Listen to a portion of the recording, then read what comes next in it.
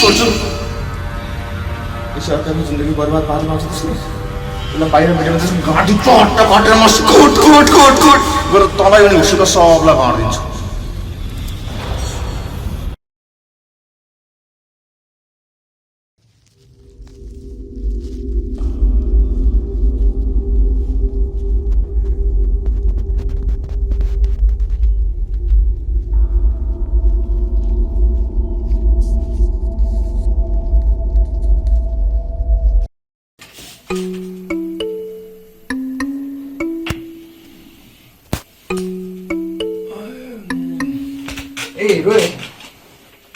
आज राति के स्पेशल खाम न यार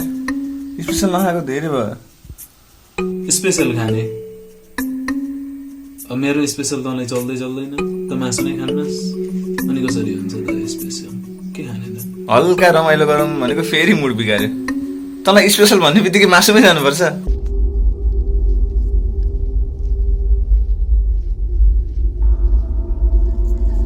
हामीलाई प्राप्त समाचार अनुसार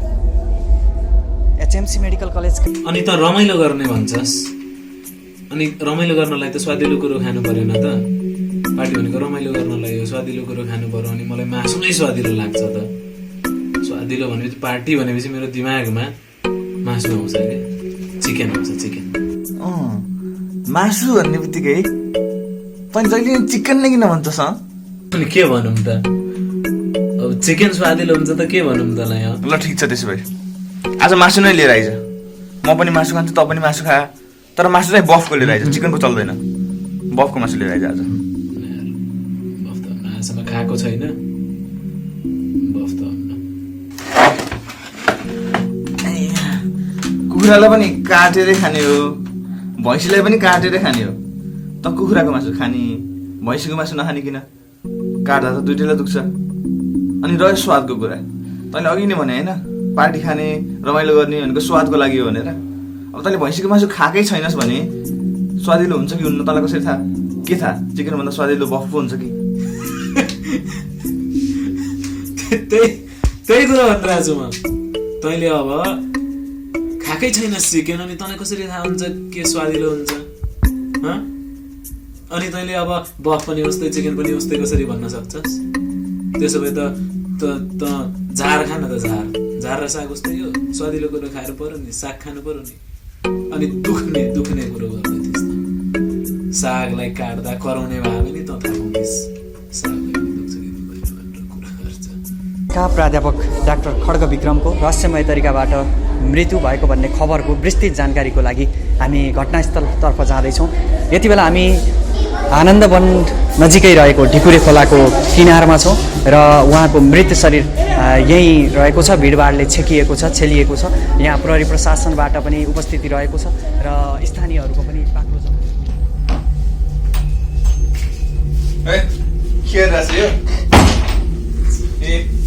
मासु आयो भात पनि मैले पकाएको चाख्छु सब ल गोलबाट प्याज काट्नु भयो बस बस बस आज सब म गर्छु न बस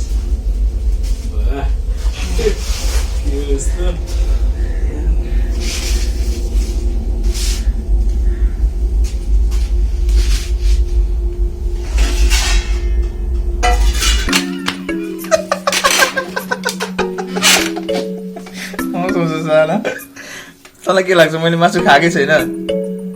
मैले मासु छोडेको 8-10 वर्ष मात्र भयो बाबु र मैले मासु पकाएँ भने नि तेरो जिब्रोमा अझै पनि यो औँला टाँसे गर्छ बुझिस् मासुको कुरा गर्छ स्वादको कुरा गर्छ त्यो पनि मसँग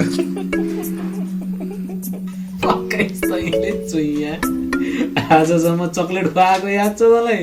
मासु खुवाइस् तैँले महँगो छ बाबु मासु तँलाई त्यस्तो मासु खानै मन लाग्यो भने तँलाई म एक दिन मासु पकाएर खुवाउँछु र मैले मासु पकाएको दिन तैँले जिन्दगीभरि याद राख्नेछस् बुझिस् नि भनेपछि तैँले पकाएको मासु पनि खान पाइने हो यो एक दिन ठिकै छ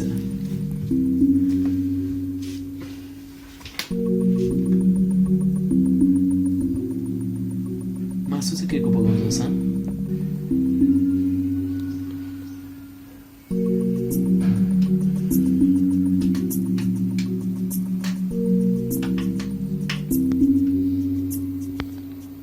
मान्छेको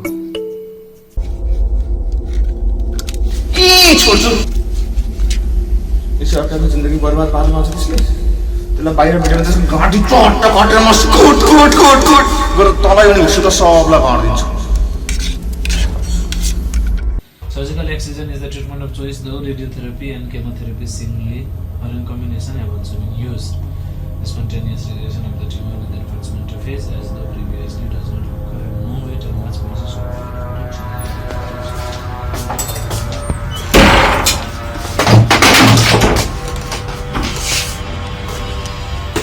Oye, ¿qué hubo?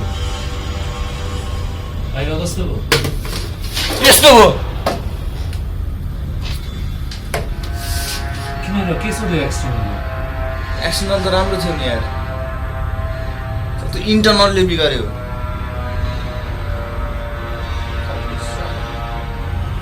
क्वेसन चाहिँ के सोध्यो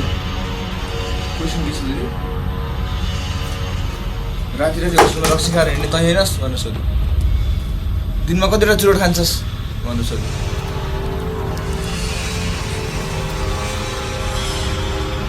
वर्षभरि पढेर गयो वर्षभरिको मिहिनेत सब चौपट भयो जिन्दगी बर्बाद गर्दैछ होला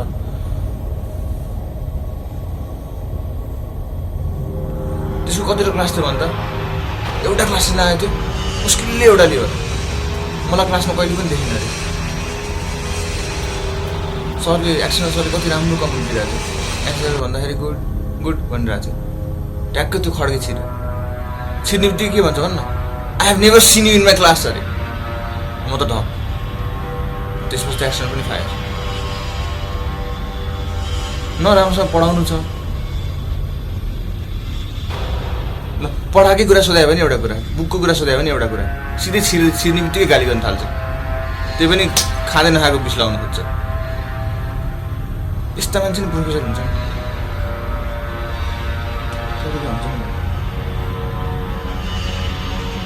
मैले त्यत्रो पढेको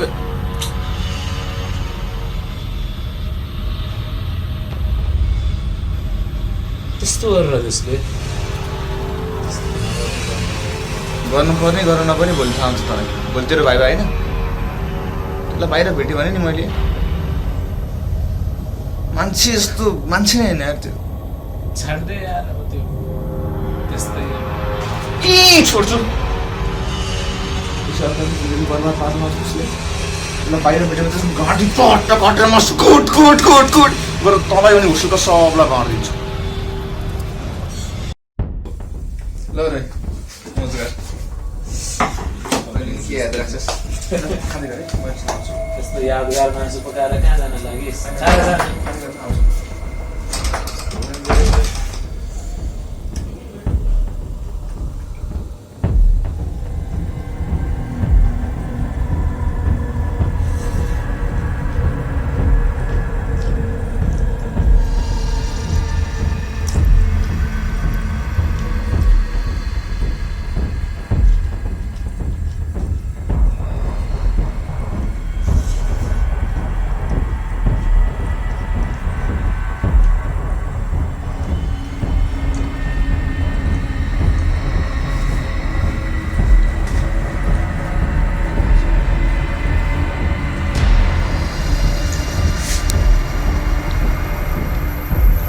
हेलो रुममा छु भन्न अर्को दिनको त जित्नु भयो थाहा छ नि के अरे कहिले कसरी हिजोदेखि भेट्नु भएको थियो भेटाउनु भएको थिएन आज बिहान बडी फेला परेको थियो पुलिसको त अब छानी माग्दा पनि देख्न दिएको थिएन बडी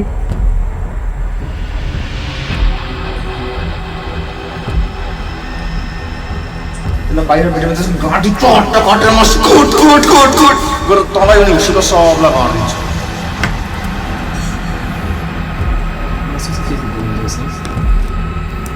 मान्छेको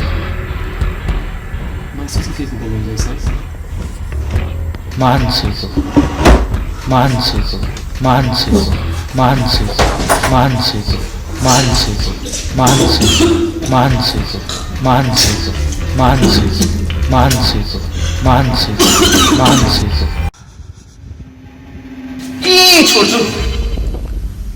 त्यसै अर्काको जिन्दगी बर्बाद पार्नु आउँछ त्यसले त्यसलाई बाहिर भेट्यो भने त्यसको घाँटी चट्ट कटेर म कुट कुट कुट कुट गरेर तँलाई पनि उसुक सबलाई घाँडिदिन्छु पो हल्ला यस्तो सर यार क्रम लगाइरहेको तिमीलाई हल्ला लाल लाग्दैन बेकुहरू बाँसरी डाङ्ग्रे जस्ता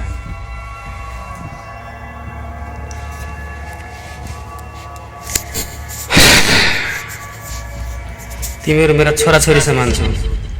तिमीहरूकै अवस्था पार गरेर आएको म पनि यहाँ तिमीले रोजेको बाटो धेरै कठिन छ यति सजिलो नलिग तिमीले जुन सपना देखेका छौ नि त्यो सपना पुरा गर्न त्यति सजिलो छैन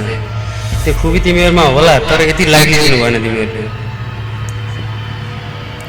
र कतिपय क्षणहरू यस्ता पनि आउलान् कि तिमीहरूलाई यो कलेजमै किन आएछु जस्तो पनि लाग्न सक्ला कतिपय